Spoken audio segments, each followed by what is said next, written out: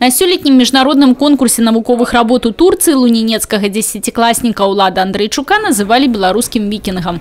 Магутная постаць і нефармальная прычоска надавалі прыкметнасці сярод 68 удзельнікаў з усяго свету. Але для таго, каб увайсці ў тройку лепшых юных навукоўцаў, спатрэбілася руплівая праца цэлай каманды над адным праектам. Проект на предмет биологии, в частности о водоросли, трантополе ее название.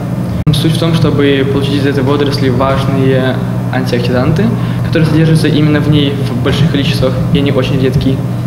И из этих антиоксидантов потом производить биологически активные добавки, пищевые добавки, использовать в фармакологии, в сельском хозяйстве. Перамога на конкурсе сусветнага ўзроўню ва ўлада не першая. У мінулым годзе прывёз бронзу з алімпіяды навуковых праектаў у Нью-Йорку, а ўсяго ў скарбонцы міжнародных узнагарод Лунинецкой гимназии за 6 годов 8 медалёў.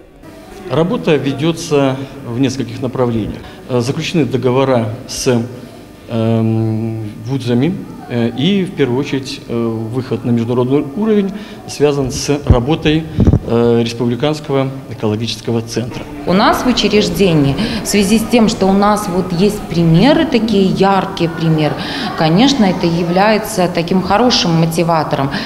Но здесь должны сработать все, и родительская общественность, интерес родительский должен быть, здесь и интерес ребенка быть, уровень обученности ребенка, знание иностранного языка. И вось вынік – десятки пераможцаў олимпиад. 24 разы лунинецкие гимназисты и 6 их выкладчики становились лаўрэатамі президентского фонду. Усё гэта лічаць тут агульная заслуга ўсіх – бацькоў, настаўнікаў и администрации. А яшчэ раённага аддзела адукацыі, штогод на организацию навукова-даследчай работы у Лунинецкой гимназии при удзеле выкладчикаў розных беларускіх ВНУ выделяется 700 вучэбных часоў и больше за 3000 рублёў. Татьяна Будгусаим, Людмила Салдзина, Александр Дьяченко, телерадиокомпания «Брест».